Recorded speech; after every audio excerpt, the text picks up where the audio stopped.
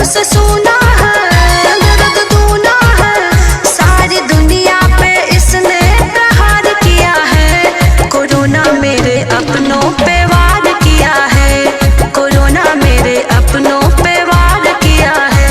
तब हमने भी अपनों को होशियार किया है, सिस्टम ये लॉकडाउन तैयार किया है। कोरोना से बचने का उपचार किया है, कोरोना से बचने का उपचार किया है।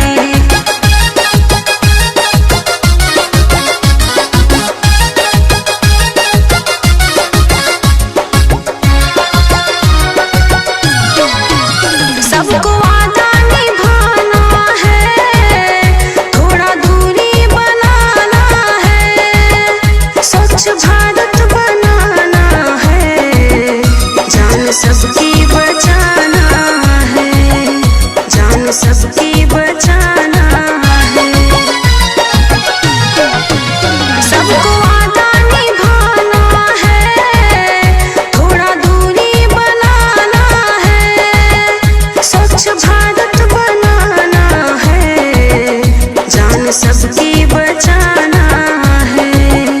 हमको लड़ना है, अब न डरना है,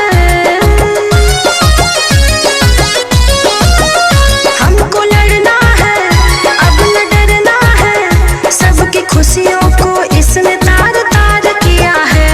कोरोना मेरे अपनों पे वार किया है, कोरोना मेरे अपनों पे वार किया है। तब हमने भी अपनों को होशियार किया है, सिस्टम ये लॉकडाउन तैयार किया है। कोरोना से बचने का उपचार किया है, कोरोना से बचने का उपचार किया है, कोरोना से बचने का उपचार किया है, कोरोना से बचने का उपचार